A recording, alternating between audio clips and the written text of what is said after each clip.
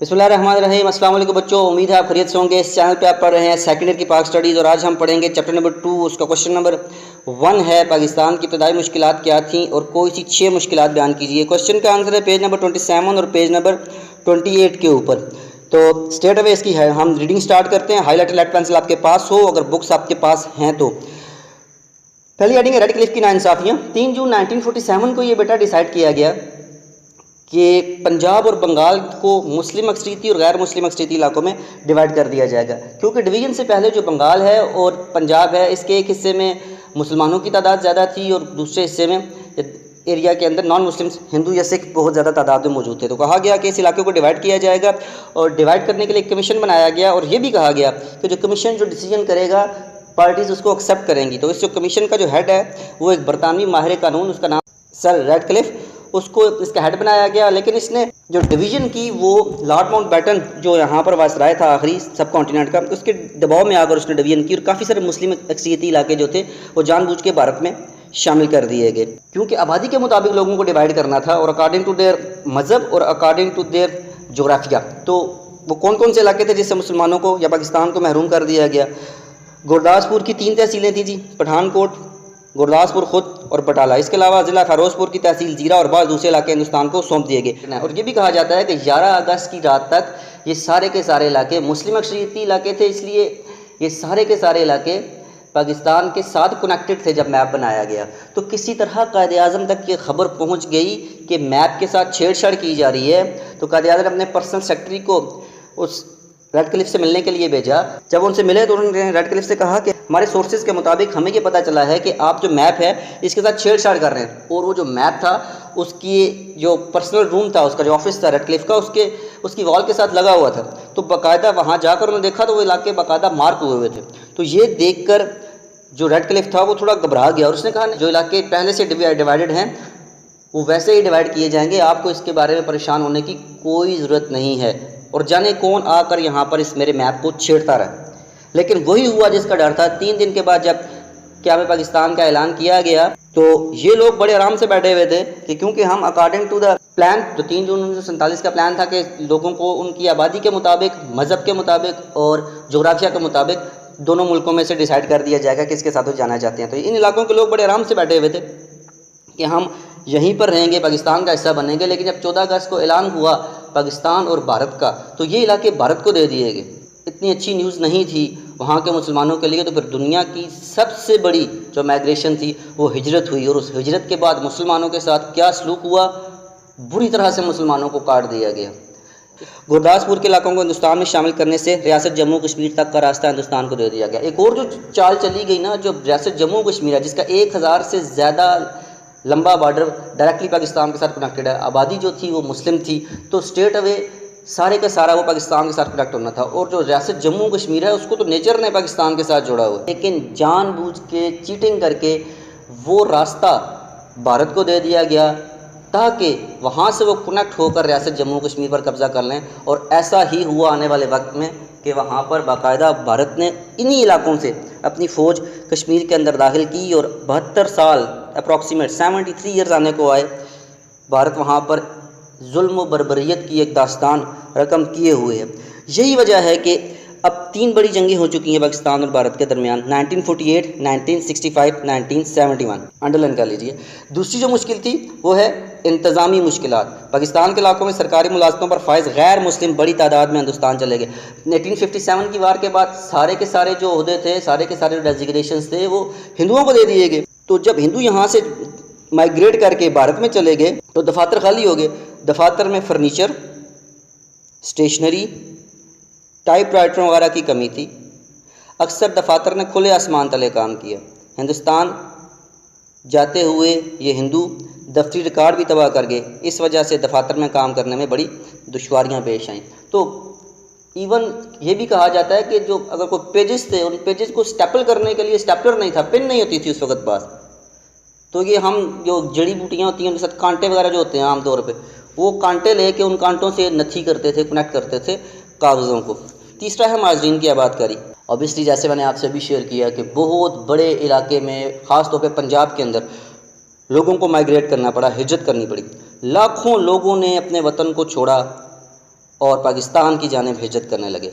अब जो मुसलमान यहाँ पर हिजरत करके आते, रास्ते में उनको हिंदू और सिखों ने काटना शुरू कर दिया। बेशुमार ऐसे इंसिडेंट्स हैं जिसको अगर बयान किया जाए और सुना जाए तो इंसान के रोंगटे खड़े हो जाते हैं कि इस वतन को हासिल करने के लिए किस किस तरह की कुर्बानियाँ दी गई हमारे बुज़ुर्गों ने। तो जो लोग हिजरत करके पाकिस्तान आए, लुटे पुटे थे, परेशान हाल थे, इनको आर्जी कैंपों में रखा गया। उनकी रिहाइश, खुराक और खाने पीने की ज़िम्मेदारी हुकूमत पाकिस्तान ने अपने ज़िम्मे ले ली। यहाँ के जो मकामी लोग थे उन्होंने उनको खुशामदीद कहा और मुश्तरका कोशिशें की गई और कैंपों के अंदर जहाँ लोगों को रहने की जगह मिलती वहाँ रखा गया और जहाँ सर छुपाने की जगह मिलती वहाँ लोग रह लेते। वो कहते हैं दुनिया में हिजरत का इतना बड़ा वाक़या कभी भी पेश नहीं आया। मुसलमानों के कत्लो गारत में भारतीय फ़ौज हिंदुओं और सिखों के साथ शामिल थी। बाकायदा प्लान करके मुसलमानों को मारा गया, मुसलमानों को कत्ल किया गया। तो बेटा ध्यान से पढ़िएगा, ये मुल्क जिसके एंटी हम खुद बोलते हैं और हमने फैशन बना लिया है अगेंस्ट द कंट्री बात करना। देखो मुल्क जो है ये it's self is just like a home, आपके घर की तरह। आप अपने घर को रोज़ाना साफ़ करते हैं, उसका ख्याल रखते हैं, उसकी टेक केयर करते हैं, तो आप बड़े आराम से उसके अंदर रह रहे हैं। लेकिन अगर आप उसी घर को खोदना शुरू कर दें, उसकी ड्रिलिंग करना शुरू कर दें, उसके डोर्स तोड़ना शुरू कर दें, उसको डैमेज करना शुरू कर दें, तो इसमें घर का कसूर नहीं है, इसमें वहाँ जो रहने वाले लोग हैं उनका कसूर है। उनको अपने आप को ठीक करना, ना कि घर को खुद को रिपेयर नहीं कर सकता ना, तो डैमेज आपने किया है, ठीक भी आप ही ने करना चीज़ों को। तो मुल्क की मिसाल भी ऐसे ही है, कंट्री भी एक घर की तरह है, इसकी लुक आफ्टर, इसका ख्याल करना हम सब की ये रिस्पॉन्सिबिलिटी। नंबर 4 देखिए असासों की तकसीम। अब ये देखो बेटा, क्योंकि सब कॉन्टिनेंट नेशंस इकट्ठी रह रही थी, तो अब जो एसेट्स थे उनको भी डिवाइड करना था। तो उस वक्त मुत्तहिदा एक बैंक था जिसका उसको कहते थे रिजर्व बैंक। उनके पास उस वक्त 4 बिलियन रुपए ये अमाउंट थी उनके पास। इनको आपस में डिवाइड करना था according to the area, according to the population. तो हमारे हिस्से में यानी पाकिस्तान के हिस्से में 750 बिलियन रुपए थे। ये हमारे जायज़ हिस्सा हमारा बनता है, अब वो भारत को देते हुए पेट में मरोड़ पड़ेंगे? नहीं देंगे, क्योंकि वो सेपरेशन चाहते ही नहीं थे। वो कहते हैं किसी तरह से इस मुल्क को इतना डैमेज कर दिया जाए शुरू से ही हमारे में जम हो जाए।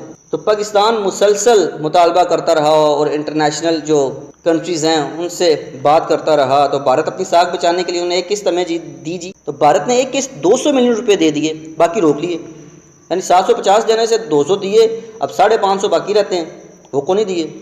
भारतीय वजीर पटेल वो क्या कहता है, उसने कहा कि पाकिस्तान कश्मीर पर भारत का हक तस्लीम कर ले, सारे पैसे दे देंगे। तो ये तो पॉसिबल ही नहीं है ना, ये कैसे कर लें हम? तो ये सौदेबाजी नहीं होगी, हमने कहा। उधर गांधी को बैन अवी बरादरी में शर्मिंदा होने का खौफ था, उसने सारी रकम पाकिस्तान को अदा करने का कहा। तो मजबूरन 500 मिलियन रुपए की एक और किस्त दे दी गई, यानी 200 पहले दिए, 500 और दिए, 700 हो गए। देने कितने थे? 750। बकाया 50 बिलियन रुपए अभी तक भारत ने देने हैं, यानी 72 साल गुजर गए हैं। तो वो जो 50 बिलियन रुपए थे वो आज तक उन्होंने हमें कोई नहीं दिए। इस हवाले से नवंबर 1947 में दिल्ली में दोनों मालिक के नुमाइंदों की मीटिंग हुई, माहिदा हुआ, दोनों मालिक ने माहदे की तौसीक भी कर दी, लेकिन माहदे पर अमल दरामद ना हो सका। एग्रीमेंट हुआ, मीटिंग हुई और कहा जी पैसे दे देंगे, लेकिन अभी भी आज तक वो पैसे इन्होंने हमारे को नहीं दिए। नेक्स्ट हेडिंग है फ़ौज की तकसीम। ये ज़रूरी था कि बरसीर की तकसीम के बाद फ़ौजी सासों को दोनों नए मालिक में तनासुब के मुताबिक तकसीम कर दिया जाता, लेकिन इस मामले में भी इंसाफ से काम ना लिया गया। भारत पाकिस्तान को कमज़ोर रखना चाहता था ताकि वो भारत का हिस्सा बनने पर मजबूर हो जाए। तकसीम से पहले मुत्तहिदा हिंदुस्तान का कमांडर इन चीफ चाहता था कि अफवाज को बांटा ना जाए और इन्हें एक ही कमांडर के तहत चलाया जाए, यानी जनरल होगा, जो कमांडर होगा, मुल्क दो होंगे, लेकिन उन दोनों कंट्रीज़ की जो आर्मी होगी, जो फौज होगी, उसका जो लीड करने वाला जो हेड है वो एक होगा। मुस्लिम लीग ने उसके मौके को तस्लीम ना किया और इसरार किया कि फ़ौजी वसाइल और असासे दोनों मालिक में बांट दिए जाएँ। मुल्क जो डिवाइड हो गया तो everything will be divide, same कुछ भी नहीं रहेगा। रेड क्लिफ ने डिवीजन इसीलिए की थी हिंदुओं के साथ मिलकर कि उसको कुछ ना कुछ कहा गया, जी हम आपको मानेंगे, आने वाले वक्त में हम आप ही को कंटिन्यू करवाएंगे यहाँ का हुक्मरान। तो हुक्मरानी के तो मज़े अपने हैं, उसको कौन छोड़ता है? तो उन्होंने उनकी बातें सुन के उनके मुताबिक डिवीजन कर दी। ये अलग बात है, बाद में वो अपने इस वादे से भी फिर गए। दोबारा से रीडिंग की तरफ आ रहे हैं। हुकूमत बरतानिया को मुतालबा मानना पड़ा कि भारत और पाकिस्तान में तमाम फ़ौजी सासे 64% और 36% के तनासब से तकसीम कर दिए जाएँ। बेटा याद रखो, ये 64% और 36%, ये 50-50 नहीं हो सकते। 50-50 इसलिए नहीं हो सकते कि जो हिंदू हैं जो भारत बनाया गया उनका एरिया हमसे बहुत बड़ा है, पॉपुलेशन हमसे बहुत ज़्यादा है, तो ये डिवीज़न की गई है according to the area, according to the population, तो उसके मुताबिक चीज़ें मिलनी हैं। मुत्तहदा भारत में 16 ऑर्डिनेंस फैक्ट्रियाँ काम कर रही थी और उनमें से एक भी ऐसी नहीं थी जिसको उस इलाके में बनाया जाए जो पाकिस्तान के साथ मिलते हैं। ऑर्डिनेंस फैक्ट्रीज़ वो फैक्ट्रीज़ होती हैं जहाँ असला बनाया जाता है, तो ये सारी की सारी फैक्ट्रीज जो थी भारत के एरियाज़ के अंदर थी। भारतीय काबीना ऑर्डिनेंस फैक्ट्री तो क्या इसकी मशीनरी का कोई पुर्जा भी पाकिस्तान मुंतकिल करने पर आमादा न थी। अब देखिए ज़रा उनकी तकलीफ़ को, उनके दुख को, उनके दर्द को समझने की कोशिश कीजिए। कहाँ आप डिवीज़न को मान ही नहीं रहे और कहाँ मजबूरन ना चाहते हुए भी डिवीज़न हो गई। अब वो जो मिसाल है खसियानी बिल्ली खंबा नोचे, वो काफ़ी तकरार के बाद तय पाया कि ऑर्डिनेंस फैक्ट्रियों के हवाले से पाकिस्तान को 60 मिलियन रुपए दिए जाएंगे ताकि वो अपनी ऑर्डिनेंस फैक्ट्री कायम कर सके। आम फौजी असासों की तकसीम का जो भी फार्मूला बनाया गया, हुकूमत ने उसे मुस्तरद कर दिया। तंग आकर अंग्रेज़ कमांडर इन चीफ ने अपने अहदे से इस्तीफ़ा दे दिया। जी मैं मैनेज नहीं कर सकता, मैं जा रहा हूँ बैक टू बरतानिया। हालात मज़ीद पेचीदा हो गए, यूँ पाकिस्तान को अपना जायज़ हिस्सा लेने से महरूम कर दिया गया। जहाँ तक अफवाज का ताल्लुक था, हर फौजी को इख्तियार दिया गया कि दोनों में से जिस मुल्क की फ़ौज का हिस्सा बनना चाहे बन जाए। ज़ाहिर है मुसलमान फौजियों ने पाकिस्तान से वाबस्तगी का इज़हार किया, क्योंकि जॉइंट आर्मी थी, हिंदू भी थे, मुस्लिम भी थे, सिख भी थे अंडर द ब्रिटिश राज। तो क्योंकि अब डिवीज़न की गई तो फ़ौजियों को भी कहा गया कि आप दोनों में से जिस मुल्क की आर्मी के साथ शामिल होना चाहते हैं उसके साथ शामिल हो जाइए। वो कॉन्फ्लिक्ट ऑफ स्टेट्स, बरसीर की देसी रियासतों के हुक्मरान दाखिली तौर पर ख़ुद मुख्तार थे, यानी वो जो लोग थे वो इंटरनली तो इंडिपेंडेंट थे अपनी स्टेट्स का डिसीजन करने में, ठीक है, लेकिन एक्सटर्नली वो हुकूमत बरतानिया के ताबे थे। इन पर कंट्रोल हुकूमत बरतानिया का था। रियासतों में बरसीर की कुल आबादी का 1/4 1/4 रहाइश पजीर था और 1/3 इलाके पर मुश्तमिल थी, 1/3, यानी 1/4 पॉपुलेशन इन स्टेट्स के अंदर थी। और जो इनका एरिया था जब इसको कंपेयर करते थे पूरे सब कॉन्टिनेंट के साथ तो 1/3 था। आज़ादी की मंजिल करीब आई तो रियासतों के मुस्तकबिल के बारे में सोचा जाने लगा। काबीना मिशन प्लान जो 1944 में पेश किया गया, उसमें रियासतों के जो हुक्मरान थे उन्हें कहा गया कि अपना मुस्तकबिल का तयन और अपनी हैसियत और अपने मफादात के तहफ़्फ़ुज़ के लिए दस्तूर साजी के अमल में शरीक हो, यानी कानून साजी जब की जानी है तो उसके अंदर पार्टिसिपेट कीजिए। हुक्मरानों को काबीना मिशन ने यह भी तलकीन की कि वो फैसला करते वक्त अपने अवाम की पसंद और मजहबी रिश्तों का ध्यान रखें। ये देखो ज़रा, खुद हुकूमत बरतानिया ने बोला हुआ है, पहले से बात हुई है, तो हम भी इसी स्टैंड के साथ चल रहे हैं कि जो रियासत जम्मू कश्मीर है वहाँ के लोगों को उनका हक दिया जाए, क्योंकि ये 1940s के अंदर ही कह दिया गया था जो स्टेट्स हैं, जो रियासतें हैं, वहाँ के लोगों को ये राइट है कि वो चाहें तो भारत के साथ चले जाएं, चाहे तो पाकिस्तान के साथ चले जाएं, चाहे वो इंडिपेंडेंट रहें, ये उनकी अपनी मर्जी है। लेकिन ये डिसीजन करने से पहले ये देख लें क्या वो अगर किसी कंट्री के साथ जाना चाह रहे हैं, दोनों में से क्या बॉर्डर मिलता है, मजहब मिलता है। तो इस बेस को लेके पाकिस्तान का स्टैंड है कि जो ऑप्शन उस वक्त दिए थे और बाद में यूनाइटेड नेशन भी ने भी ऑप्शन दिए कि 1948 की जंग के बाद कि जम्मू कश्मीर के जो लोग हैं उनको अपनी ज़िंदगी गुजारने का फ़ैसला खुद करने दिया जाए। हुकूमत बरतानिया ने 20 फरवरी 1947 अंडरलाइन कर लो तो इंडिया और इंडियन रियासतों पर अपना कंट्रोल उठा लेने का ऐलान किया। इसी ऐलान के तहत रियासतों ने हिंदुस्तान पर पाकिस्तान से वाबस्ता होने का फ़ैसला कर लिया। बेटा ये था आज का लेक्चर, उम्मीद आपको समझ आई होगी और इस लेक्चर से रेलिवेंट कुछ इंसिडेंट्स होंगे इंशाल्लाह वो बड़ी जल्दी मैं चैनल के ऊपर अपलोड करूँगा, तो अगर आप उनको वहाँ से सुन लीजिए तो इससे क्या होगा कि आपको जो चीज़ें हैं वो ज़्यादा अच्छी समझ आ जाएंगी। मिलते हैं नेक्स्ट लेक्चर में। अपना, अपने घर वालों का, अपने इर्द गिर्द के लोगों का ख्याल रखिएगा।